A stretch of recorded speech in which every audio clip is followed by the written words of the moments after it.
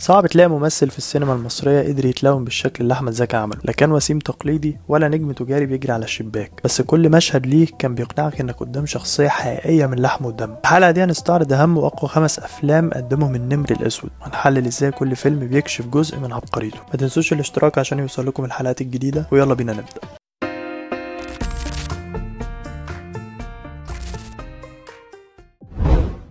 أول فيلم معانا فيلم الهروب، إنتاج سنة 1991، إخراج المخرج عاطف الطيب وتأليف الكاتب مصطفى محرم، واحد من أهم أفلام أحمد زكي ومن أبرز علامات السينما المصرية في التسعينات. الفيلم بيقدم شخصية منتصر مش كبطل أكشن أو ضحية نمطية، لكن كإنسان اتظلم وقرر يواجه بدل ما يستسلم. السيناريو قائم على تصاعد درامي محكوم، كل حدث بيقود للتاني وكل أزمة بتزق البطل ناحية نقطة اللاعودة. مصطفى محرم هنا ما كتبش قصة هروب وبس، كتب قصة إنسان بينهار عالمه على إيد القريب والغريب. الشخصيات حوالين منتصر مش ديكور للحبكة، لكن عندها دوافعها وإنسانيتها. القصة عبارة عن ملحمة واقعية مليانة توتر من غير ما يستسهل المبالغة. الصعيد في الفيلم مش مجرد خلفية، كأنه عالم ليه قوانين وتاريخ وبيلعب دور حقيقي في الأحداث. مشاهد زي جنازة الأم أو القطر أو فرح منتصر ما كانتش هتوصل بنفس القوة من غير أداء أحمد زكي. الهروب بيقدم واحد من أهم وأنضج أدواره، أداء داخلي صامت لكنه مليان وجع وغليان. نظرة أو تنهيدة كانت كفيلة توصل مشاعر كاملة من غير كلمة. منتصر مش بطل مثالي، عنده أخطاء ولحظات ضعف، وده اللي خلاه حقيقي، بيدور على كرامته مش على بطولة. الفيلم كمان بيطرح فكرة السلطة بشكل معقد، شر مطلق ولا تبرير أعمى. الضابط سالم مثال على ده، خصم عنده منطق وشك، وده بيخلي الصراع إنساني أكتر من كونه مطاردة بوليسية عادية. في النهاية فيلم الهروب مش عن راجل بيجري من البوليس، لكنه عن إنسان بيجري من الحياة اللي اتسرقت منه، واحد فقد كل حاجة وما بقاش قدامه غير خيارين، يستسلم أو يواجه. تاني فيلم معانا فيلم الحب فوق هضبة الهرم، إنتاج سنة 1982، لكن عرضه اتأخر لحد سنة 1986. المخرج عاطف الطيب، وهو واحد من أصدق وأهم الأفلام الاجتماعية في تاريخ السينما المصرية. الفيلم بيقدم قصة رومانسية بسيطة في شكلها لكنها موجعة في مضمونها. شاب موظف بسيط مش قادر يتجوز بسبب الظروف المادية، ومع الوقت بيقرر هو وخطيبته الجواز سرا.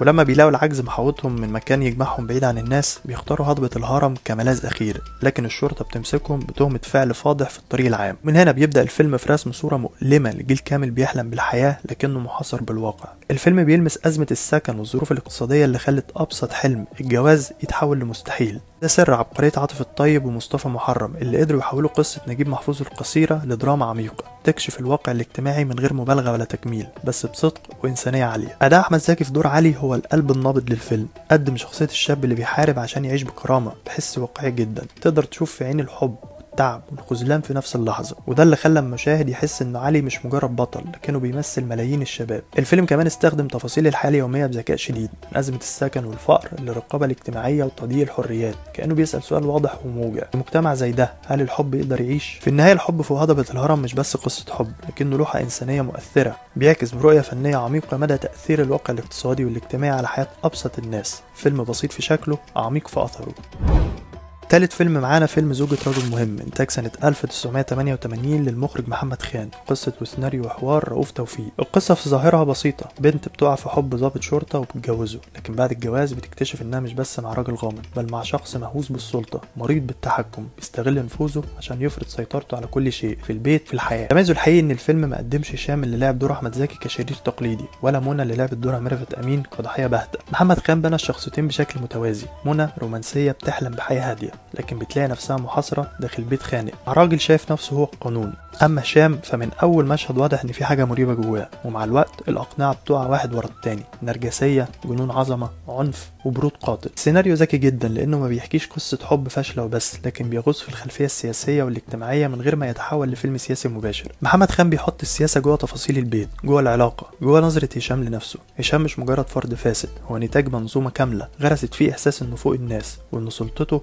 مبررة مهما كانت قاسية. أداء أحمد زكي هنا عبقري، بيخوف من غير ما يزعق، بيخنق بمنتهى الهدوء، نظرة واحدة منه كفاية توصل إحساس القهر. وفي لحظات انهياره بيظهر هشام التاني، الضعيف المكسور اللي مش قادر يواجه صورته في المراية. مشهد المراية ده من أروع ما صور في السينما المصرية. ميرفت أمين كمان قدمت أداء رائع، بسيط وصادق ومليان وجع مكتوم. في النهاية زوجة رجل مهم مش مجرد فيلم عن ضابط متسلط، لكنه عن فكرة السلطة نفسها، إزاي الإنسان لما يتربى على إنه فوق الناس بيتحول لوحش من غير ما يحس. فيلم سياسي من غير خطب، مرعب من غير دم، وإنساني من غير ما يكون عاطفي بزيادة. وأحمد زكي كان هو مركز كل ده، واحد من أعظم أدواره على الإطلاق. الفيلم الرابع معانا فيلم البريء، انتاج سنة 1986 برضه للمخرج عاطف الطيب، تأليف وحيد حامد، واحد من أهم وأجرى الأفلام السينما المصرية. فيلم واجه السلطة بجراءة نادرة، ناقش فكرة القمع السياسي والظلم الاجتماعي من زاوية إنسانية مؤلمة. قصة بتحكي عن أحمد سبع الليل، شاب فقير معرفش يتعلم بسبب ظروفه، لكنه بيتأثر بصاحبه حسين وهدان، الشاب المثقف اللي بيزرع جواه فكرة الانتماء والوطن. ومع الوقت بينضم سبع الليل للجيش وبيتحول لحارس في المعتقلات، وهناك بيتعرض لغسيل مخ ممنهج، بيتعلم إن كل اللي جوه السجن أعداء الوطن. ومن هنا بتبدأ رحلة التحول من شاب بسيط نقي إلى أداة في إيد نظام قمعي بيستخدم جهله وطاعته العمياء في خدمة الظلم. العلاقة بين سبع الليل وحسين وهدان اللي بيتسجن مع مجموعة طلاب يساريين هي قلب الفيلم. لما بيقابل صديقه جوه المعتقل بيبدأ يشك وبيتلخبط وبيدور على الحقيقة. الجهل والاستغلال بيخلوه يقف ضد أعز الناس عليه لحد ما بيغلبه الندم بعد ما يفقد صديقه. اللحظة دي تكشف المأساة الحقيقية كلها. البراءة لما بتقع في إيد السلطة بتتحول لقوة مدمرة. أداء أحمد زكي في دور سبع الليل كان عبقري، شخصية مليانة تناقضات، براءة وجهل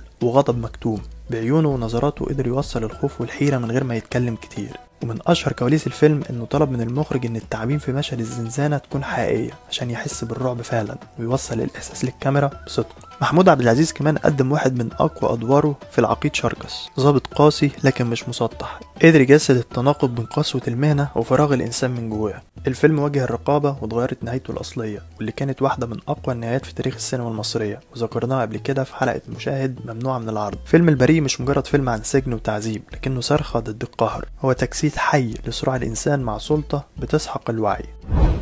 الفيلم الخامس معانا فيلم أرض الخوف، إنتاج سنة 2000، تأليف وإخراج المبدع داود عبد السيد، وواحد من أكتر الأفلام الفلسفية في تاريخ السينما المصرية كلها. الفيلم بيقدم يحيى اللي جسده أحمد زكي، ضابط شرطة بيتكلف بمهمة سرية جدا، تغلغل في عالم تجارة المخدرات لسنين طويلة، لحد ما يبدأ يعيش فعلا حياة التاجر، لكن جواه لسه ضابط، أو يمكن مش عارف هو إيه بالظبط. قصة في ظاهرة بوليسية، لكنها في الحقيقة رحلة وجودية عن الإنسان اللي بينزل من السماء للأرض وبيفقد براءته وهو بيدور على معنى لحياته. داود عبد السيد استخدم الرموز ببراعة، لما يسموه آدم دي إشارة مباشرة لسقوط الإنسان الأول، التفاحة اللي بتتقدم له رمز للإغواء والمعرفة، وموسى ضابط البريد اللي بياخد منه الرسائل وما بيردش عليه، بيجسد العلاقة الغامضة بين الإنسان وربه، بين السماء والأرض. مع الوقت يحيى بيعيش في دوامة أسئلة، هل المهمة دي حقيقية ولا مجرد اختبار؟ هل هو لسه ضابط بيخدم القانون ولا تاجر غرق في خطيئته؟ ومن هنا بيبدأ الصراع الحقيقي، صراع الإنسان مع نفسه. الفيلم ما بيقدمش الخير والشر بشكل تقليدي، بل بيورينا إن الإنسان مزيج معقد بين الاتنين.